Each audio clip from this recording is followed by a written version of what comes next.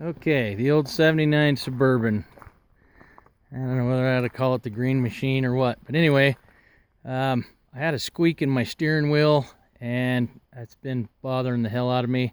And I've watched video after video, and nobody actually came down to this point. So I'm going to make a video on showing you guys exactly how to fix this stupid squeak. There's nothing wrong with the bearings. It's just squeaking when you turn the wheel. So I'll show you where it's at.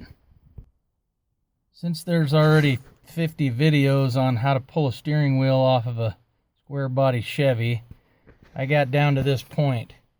There's a little plastic cover here that comes off, but you can't get that cover off without pulling this little ring out of the inside of here.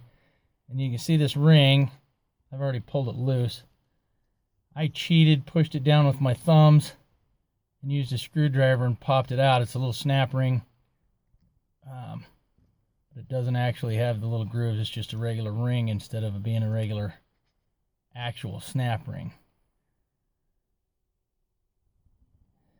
Get that to focus. Anyway, it goes in a little groove down on the side of there, and in order to get it off, you actually have to, I'm going to sit it off to the side here on top of my steering wheel or in my horn button so you don't lose these parts. This thing's under compression. There's a spring underneath of there, and if you push it down, you can actually see, maybe see it moving when I push it down. I was able to push it down with my thumb, get a small screwdriver, small regular screwdriver underneath the edge of it, and popped up one side and just worked my way around it and popped it off. Then you can get this plastic ring off. It slides right off. Underneath of that is the ring that you'll see on all the other videos. And they say this plastic thing just falls off. It doesn't just fall off. It's actually snapped on there, and it's a son of a bitch to get off. It's easier to pull it off with it on the metal thing than it is to try and get it off of there. So anyway, pull that off. Then you've got this horn button assembly thing. Damn if you didn't find the squeak right here. I cleaned this already, but this was all covered with gunk.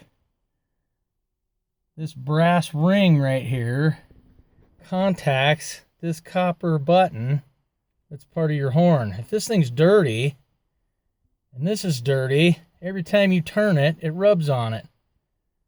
This slides over the top of here and goes through your steering wheel, and this turns with your steering wheel, and this is the piece where your horn button is on your truck. So when this is down and it turns against that, it squeaks every time you turn it.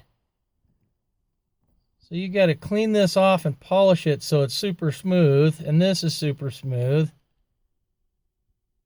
And I would say if you get, like this one's a 79, I'm going to pull the rest of this guts out of here, which is pretty easy to do. You're going to pull, there's a screw right there, there's a screw up here, and there's a screw right there. You just pull those out. You're going to have to pull this screw off, take your turn signal knob off, and then carefully pull that stuff out. But I'm just going to clean this out. While I'm there, it won't hurt to put a little bit of grease around the bearing inside there. Mine's not loose. I don't have any issues with that. So, but once you just wiggle this a little bit, you can pop the race out on the outside of the race out, and you can put a little bit of grease in there, which won't hurt adding a little bit of grease. Like I was saying, if you're a 79 or 72 older truck, you're going to want to, when you pull this off, you're going to see all kinds of dirt and dust and crap down in here. You're going to want to clean all this crap out of there before you put this back together. That way it takes that much longer for that stuff to build back up in there. It just sucks in dust in between all the little cracks and in the hole where the turn signal goes, all that stuff. You'll have dirt and dust get in there, and it'll cause these kind of squeaks, and it'll wear your bearings out. So while you've got this apart, put a little grease on the bearings. Clean everything off, clean all this up, put a little bit of grease in here. The grease you want to use on this is this bulb grease or dielectric grease. It's stuff so that it's for electrical connections.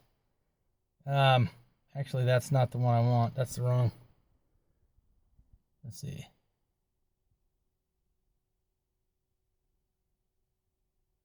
No, that is the right stuff. This is for electrical bulb connections. or it's dielectric grease is what it's called. Anyway, I got this for like 99 cents or something at the parts house. I think I bought it at Napa. Anyway, comes in a little packet like this, like a little ketchup packet almost. Peel the corner off and put a little bit of grease on there.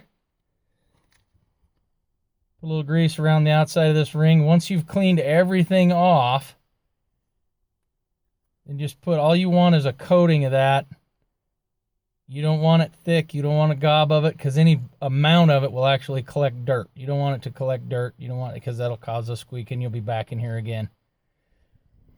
But when you get in here, clean all this stuff out. Clean all the grease out, and then put a little bit of this grease in there so that it slides smooth, but it doesn't have all the dirt and grit. It'll smooth up your turn signal, it'll smooth up all that stuff, save you some breakage, and it'll look a lot better. Anyway, Dan's Driveway 79 out.